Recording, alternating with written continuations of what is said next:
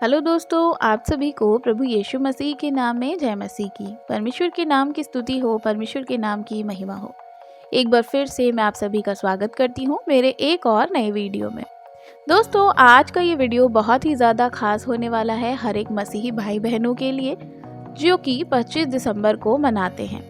आज की मैं इस वीडियो में आपको 25 दिसंबर से रिलेटेड कुछ चीज़ों को बताने वाली हूँ, यानी कि क्रिसमस का दिन। अगर आप क्रिसमस के दिन को सेलिब्रेट करते हैं, उसे मनाते हैं, तो आज मैं 3 ऐसे काम आपको बताने वाली हूँ। अगर इन 3 कामों को आप 25 दिसंबर में नहीं करते हैं, तो 25 दिसंबर के दिन अगर आप ऐसा नहीं करेंगे, तो उस दिन आपको 25 दिसंबर सेलिब्रेट करने का कोई फ़ायदा नहीं होगा, उसका कोई मतलब नहीं बनेगा। इसलिए बहुत ही ध्यान से आज के वीडियो को देखिएगा, क्योंकि बहुत सारे लोगों को बाइबल के अनुसार ये 3 बातें पता ही नहीं होती क्रिसमस के बारे में, या क्रिसमस के दिन क्या करना चाहिए। हर एक विश्वासी को इस बारे में बाइबल के वचन से रिलेटेड आपको ये चीज़ों को जानना बहुत ही ज़्यादा ज़रूरी है। तो मैं आपको ये 3 बातें आज बताने वाली हूँ जो हर एक विश्वासी को, खास करके जो यीशु मसीह पर विश्वास करते हैं, उनको क्रिसमस के दिन ये 3 काम करने बहुत ज़रूरी हैं और इसके बारे में जानना भी आपके लिए बहुत ज़रूरी है। हो सकता है कि आप कई वर्ष से क्रिसमस को मना रहे हों, लेकिन 25 दिसंबर की खुशियों को अगर आप मना रहे हैं और अभी तक आपने ये 3 काम नहीं किए, तो आज के इस वीडियो को पूरा देखिएगा। इस वीडियो को पूरा देखने के बाद आपको पता चलेगा कि आखिरकार वे कौन से काम थे जो हर एक विश्वासी को करना बहुत ही ज़्यादा ज़रूरी है। मैं आपको बताना चाहूँगी कि आज का ये वीडियो पूरा ज़रूर देखिएगा ताकि आप चीज़ों को अच्छे से समझ सकें। तो मैं आपको बताना चाहूँगी कि 25 दिसंबर को यानी क्रिसमस के दिन किए जाने वाले 3 ऐसे काम जो हर एक विश्वासी के लिए बहुत ज़रूरी हैं।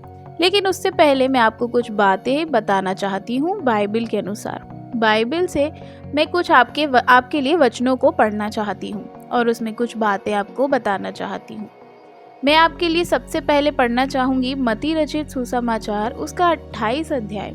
अगर हम मत्ती की किताब उसका 28 अध्याय को पढ़ेंगे और उसकी 18वीं आयत से हम कुछ बातों को सीखते हैं, तो वहाँ पे इस प्रकार से लिखा हुआ है कि उन चीज़ों को आप अच्छे से समझिएगा। यहाँ पर यीशु मसीह अपने चेलों से कहते हैं, जब वो स्वर्ग में जा रहे थे, तब वो अपने चेलों से कहते हैं, यीशु ने उनके पास आकर कहा, स्वर्ग और पृथ्वी का सारा अधिकार मुझे दिया गया है, इसलिए तुम जाओ, सब जातियों के लोगों को चेला बनाओ और उन्हें पिता और पुत्र और पवित्र आत्मा के नाम से बपतिस्मा दो।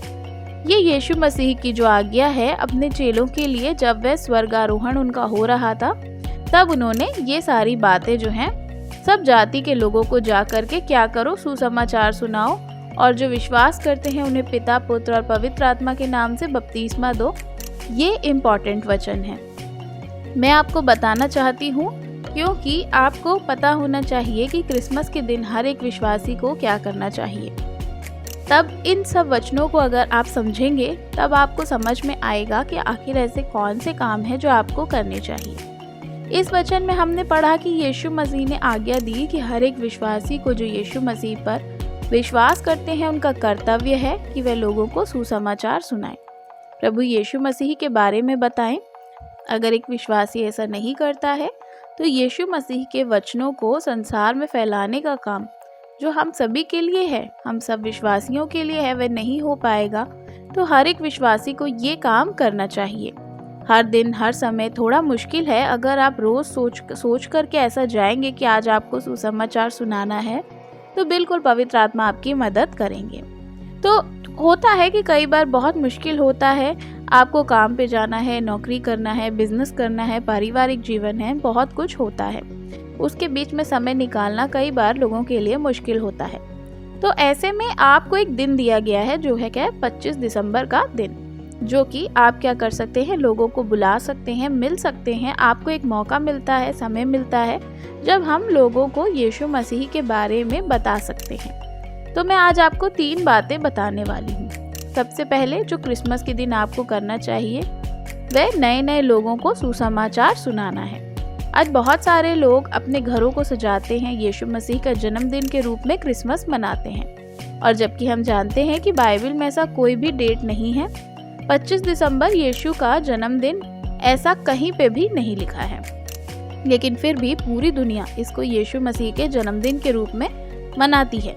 तो मेरे प्रियो, अगर आप भी यीशु मसीह के जन्मदिन के रूप में इसे मना रहे हैं तो आप नए लोगों को यीशु के बारे में बताएं।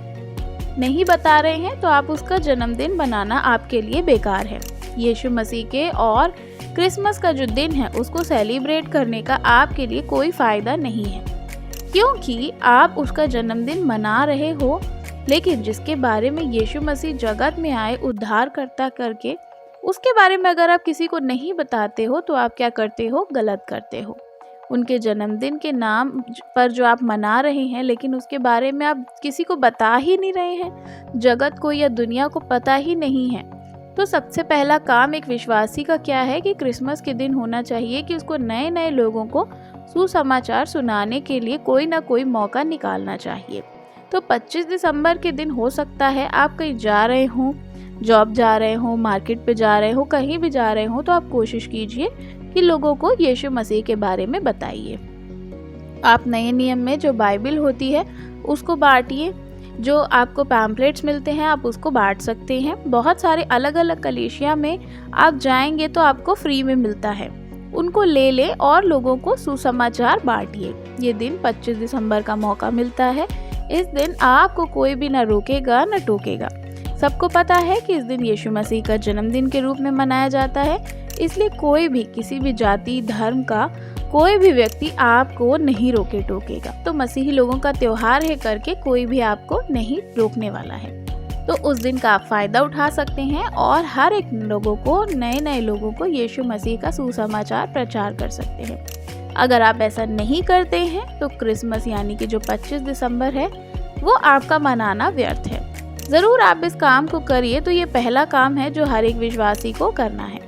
दूसरा काम जो है हर एक विश्वासी को करना है वो है पैम्पलेट्स या परमेश्वर के वचन को बांटना। मैं आपको बता चुकी हूँ कि दूसरा सबसे बड़ा जो काम है वह ये है कि आप एक ग्रुप बना सकते हैं अपनी कलीसिया में। अगर आप पास्टर हैं तो आप कलीसिया के विश्वासियों के साथ एक ग्रुप बनाएं। अगर आप विश्वासी हैं तो पास्टर के साथ मिलकर के ग्रुप बना सकते हैं। अगर आप यूथ लीडर हैं, संडे स्कूल आप लेते हैं, या आप उन सब से मिलकर के ग्रुप बना सकते हैं।